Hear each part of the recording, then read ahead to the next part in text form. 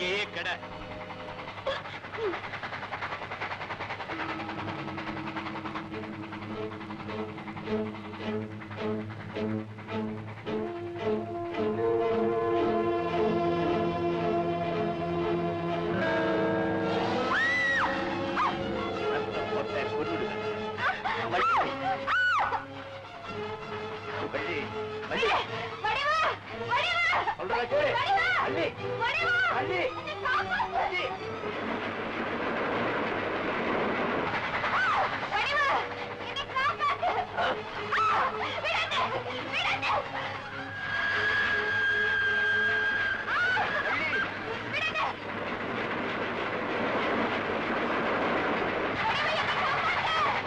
யாரும் வர முடியாது.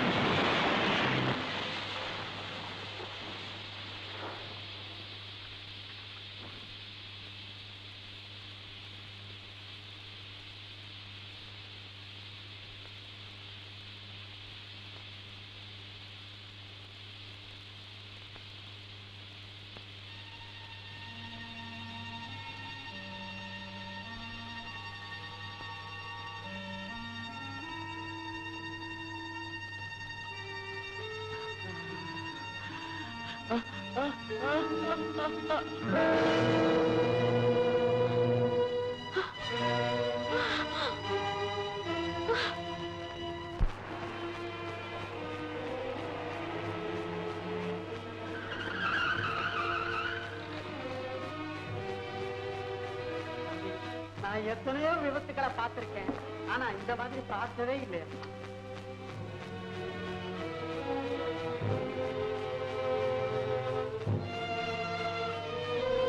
நூத்துக்கும் அதிகமான பேர் செத்துருப்பாங்க போல இருக்க. முதல் வகுப்பு பெட்டியில ஒரு கல்யாண கோஷ்டி வந்துச்சான். விடிஞ்சா மணக்கோலத்துல இருக்க வேண்டிய அந்த பொண்ணு அடையாளமே தெரியாம செதைஞ்சு போச்சு பாரு.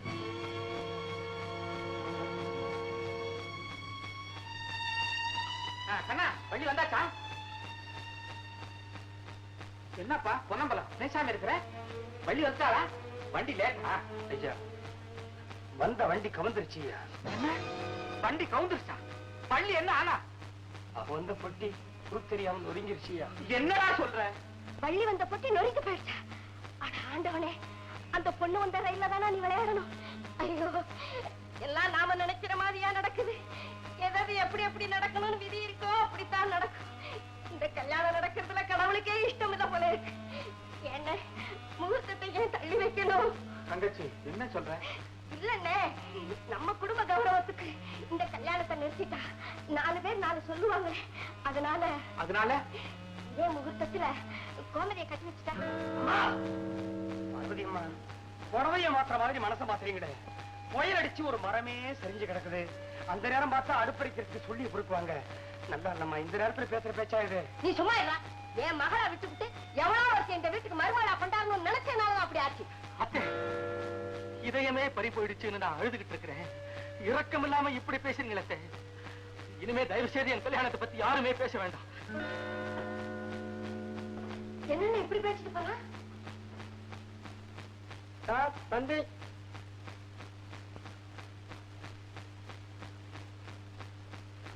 கையெழுத்து போடுங்க.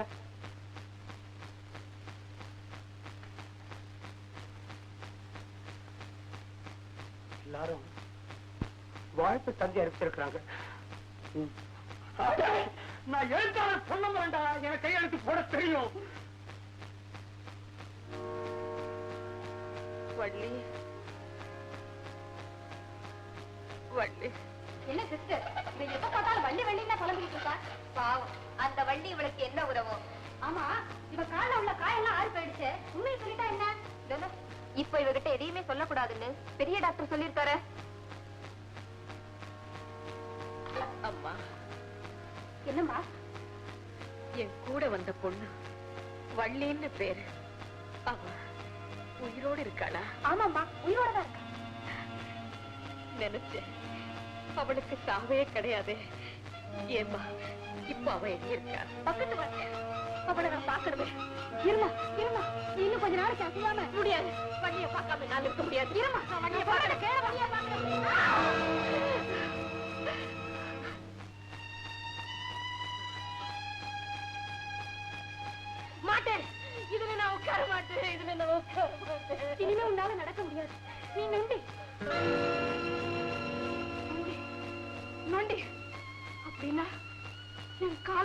போயிடுச்சா? என்னால நடக்கவே முடியாதா? பலே, தெய்வம் இப்பதான் கைவரிசையை காட்ட ஆரம்பிச்சிருக்கு. உலகத்தையே துச்சமா மதிச்சு தர்மத்தை சித்திரவதை செஞ்ச பாவத்துக்காக கடவுளிய காலையே எடுத்துக்கிட்டானா? எடுத்துக்கிட்டான்.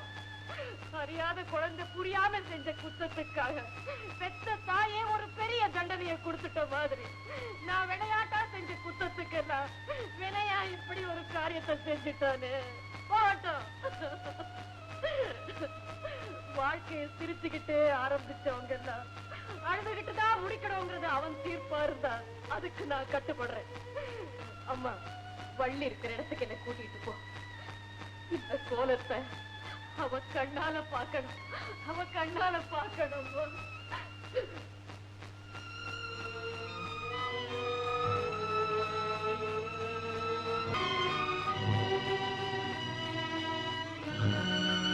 வள்ளி, வள்ளி,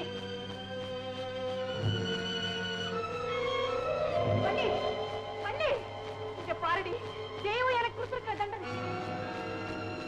வள்ளி, வடிவு, வடிவு, நீ எப்படி இருக்க? எப்படி இருக்க வடிவு? நான் நல்லா தாண்டி இருக்கேன். உன் கண்ணில் என்னடி கட்டு? முதல்ல அதை சொல்லு. வடிவு, ரயில் விபத்துல என் 2 கண்ணும் போயிடுச்சடி. வடிவு, வள்ளி, வள்ளி, என்னடி சொல்ற? என்ன சொல்ற? உன் கண்ணு போயிடுச்சா? இருக்காதடி, இருக்கவே இருக்காது. என்னால நம்ப முடியலையடி. வள்ளி, நீ சொல்றது மட்டும் உண்மையா இருந்தா அந்த தெய்வமே குருடாயிடுச்சு அர்த்தண்டி. வடிவு, ஆத்திரப்படாத. இந்த விபத்துல எத்தனையோ பேர் செத்து போயிட்டாங்க. ஆனா கருணை நிறைஞ்ச கடவுள் என் கண்ணை மட்டும் எடுத்துக்கிட்டு என் உயிரையாவது விட்டு வச்சிருக்காரு. கண் இல்லாத பெண்ணுக்கு உயிர் இருக்கிறதும் ஒண்ணுதான், இல்லாததும் ஒண்ணுதான். அப்படி சொல்லாத. எல்லாம் தெரிஞ்ச கடவுளுக்கு இந்த சின்ன நியாயம் தெரியாமலா போயிருக்கும். தெரிஞ்சிருந்தும் அவன் ஏண்டி உன் வாழ்க்கையில இப்படி விளையாடுறான்? தங்கத்துக்கு விலை உண்டுன்னு தெரிஞ்சிருந்து அது பரிசுத்தமாகணுங்கிறதுக்காகத்தான் படம் போடுற. இதுவும் அப்படித்தாண்டி. சோதனைங்கிற நெருப்புல விழுந்து வர்ற மனுஷ பிரிவிக்குத்தான் நல்ல வாழ்வு கிடைக்கும். அதுக்காகத்தான் கடவுளின்னு இப்படியெல்லாம் பரீட்சை பண்ணி பாக்குற. நீ ஒரு ஏமாளின்னு நினைச்சு உனக்கு சரியான குருட்டு பட்டம் கட்டிட்டாண்டே உன் கடவுள். அப்படி சொல்லாத வடிவு, அப்படி சொல்லாத. ஒரு பெண்ணுக்கு கற்புதான் சகலம். அதை காப்பாத்துறதுக்காக கடவுள் எத்தனையோ அவதாரம் எடுத்திருக்கு. இப்ப கூட என் கற்புக்காக அவன் தாண்டி இந்த விபத்து ரூபத்துல போராடி ஜெயிச்சிருக்கா. நீ என்ன சொன்னாலும் என் மனசு ஆறலையே. உன்னை கெடுக்க வந்த என் கண்ணு அந்த விபத்துல செத்து போயிட்டான். கூட பிறந்த தோஷத்துக்காக 2 சொட்டு கண்ணீர் வடிக்க நான் தயாரா இருக்கேன்.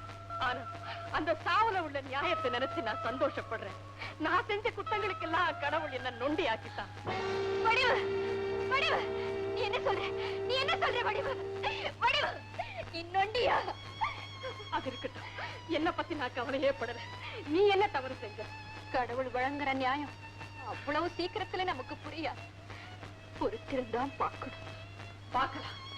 என்ன நொண்டி ஆக்குனதுக்காக அந்த கடவுள் சந்தோஷப்படலாம். ஆனா கால் இல்லாமலேயே என்னால நிக்க முடியும், கண் இல்லாமலேயே உன்னை பார்க்க வைக்க முடியும். வள்ளி, இதுவரைக்கும் நாம 2 பேரா இருந்தோம். இனியிலிருந்து ஒரே உருவமாகிட்டோம். இனிமே உன் காலை கொண்டு நான் நடப்பேன், என் கண்ணை கொண்டு நீ பார்க்கலாம். ஆமா வள்ளி, என் கண்ணை கொண்டு நீ பார்க்கலாம். வடிவு, வடிவு.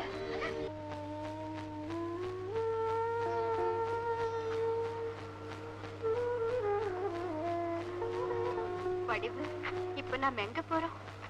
அம்பலவாணர் வீட்டுக்கே போவோம். வேண்டாம் வடிவு. ஏன்? கண் இல்லாத குருடியா அவங்களை சந்திக்க நான் விரும்பல.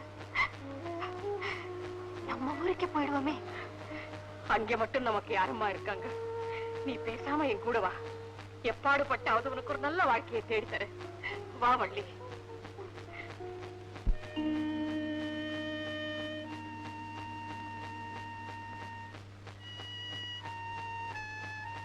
கண்ணா, கண்ணா, சாப்பிடலையாப்பா? பசியில. கண்ணா, நீ செய்யறது உனக்கே நல்லா இருக்காடா. மனுஷனா பிறந்தா சோதனைகள் வரத்தாண்டா செய்யும். நாம தான் சிந்திச்சு பார்த்து ஒரு நல்ல முடிவு பண்ணணும்ப்பா. ஆனா எனக்கு வந்திருக்கிறது சிந்தனைக்கு மீறி போன விஷயம்ப்பா. விடிஞ்சா கல்யாணம்னு நினைச்சேன். ஆனா விடியறதுக்கு முன்னாலேயே கடவுள் என் வாழ்க்கையில விளையாடிட்டார். கண்ணா, வள்ளிய நீ காதலிச்சு அதே நேரத்துல எங்க அன்புக்கும் கட்டுப்பட்ட. வள்ளி போயிட்டு போனவளை நினைச்சு புலம்ப போறியா இல்ல எங்களை நினைச்சு நீ வாழ போறியா? அப்பா என்ன சித்திரவதை செய்யாதீங்க. என்னால வள்ளிய மறக்கவே முடியலையே. ஒன்ன எங்களால மறக்க முடியலையடா. கண்ணா, நீ சந்தோஷமா வாழணுங்கிறதுக்கு தானே நீ இஷ்டப்பட்ட பொண்ணை நாங்க முடிவு பண்ணோம். ஆனா விதி வேற விதமா முடிவு பண்ணிருக்கேன். நாங்க என்னப்பா செய்யறது?